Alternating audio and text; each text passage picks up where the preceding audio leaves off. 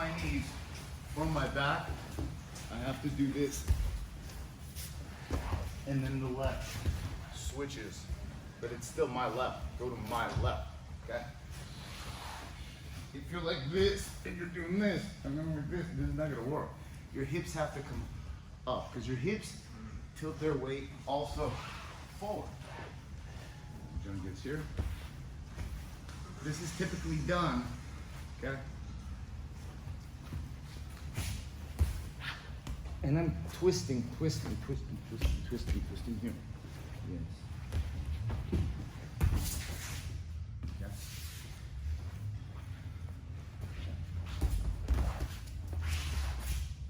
Okay, so you have to lift your hips. This is a really, same thing applies for mountain skip. Okay. You don't just roll to the left. However, you also have to keep in mind that whenever they have this right here, and this is why I tell you guys, use that collar control. You have to be careful here, because even if you twist your arm here, he can tilt to his right and still straighten it out. This more so applies when they sit up and they have kind of two arms on it. Okay? Yeah, right here.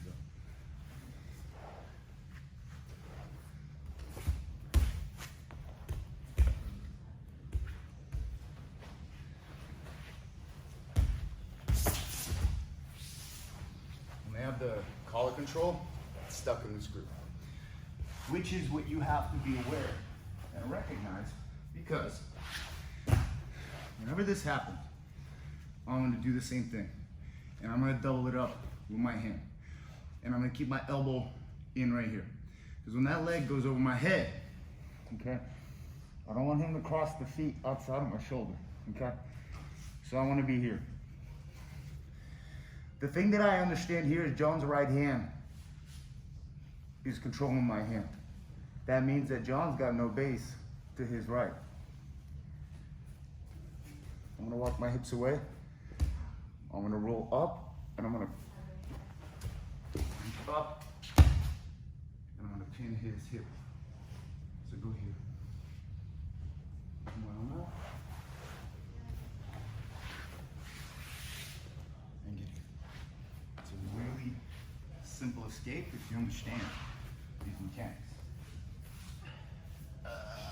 Fuck. Here, watch out. Go to S-mount. Go to S-mount. John got the S-mount. I feel he looped my arm. He looped my arm with the right hand. Yes, right there, good. Frame the head, I'm already catching here. I know he's gonna go for an arm lock. Now much I can do, I'm right here. Okay.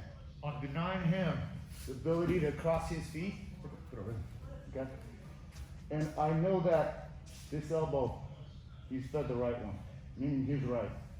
I'm gonna walk and I'm pinching. You feel that, John? Mm-hmm. Versus just holding. When your elbow floats, you can torque it. Here, you feel how much more work you have to do? This elbow helps me also. I'll show you why this elbow is very important, because he can't cross his feet versus doing this, and he can extend and cross his feet. That sucks for me. I'm not dead yet, but I want to be here because both elbows to my hips. I'm going to put the left leg over. So what I'm going to do now is I'm going to recognize it's like now I got his on track. I'm going to walk, and this all happens at the same time, meaning that without delay. I'm going to walk my hips away, creating that negative space right there. I'm going to bridge him up, and I'm going to push myself up and step, holding my collar as my right knee pins his hip. From here, I'm going to stack pushing his knees, and my elbow comes out this way. And go here. And I go out, and I'm out. And notice I'm not just out, I'm really out. How do you know the moment to go for this? Because I've tried this one before, and they just slap me back down. I feel like I sort of get them, and then You they didn't come back. create a negative space. Because if you look right here, look. Put your leg over. If I'm here, I can't do much. If I tilt him this way, he's got his hand. So now what I want to do is I want to do this. Walking my hips away. My elbow has to pinch. So it's almost like okay, so he takes his left hand and he starts trying to do something with it. I'm going to tilt him this way. He puts his left hand on the mat. And then I'm going to bring it back down here. I'm going to run up into him. And I'm still holding here. And I'm going to tilt him here. As I keep tilting him, and my right hand goes up past that hip line here. This arm is not in danger. As I turn that corner. And then go to the side. Does that make sense? You have to create that space. Bridge.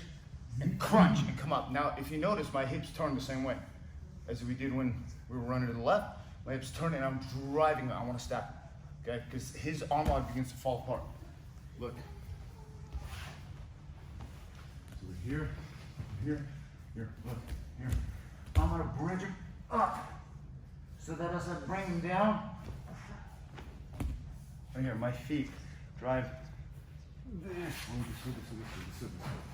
I like to do this or this, preferably this. And then I stack him.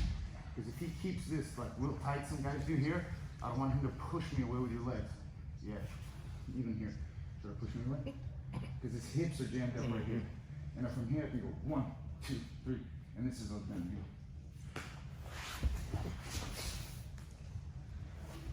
Does that make sense, guys? One more time from another angle.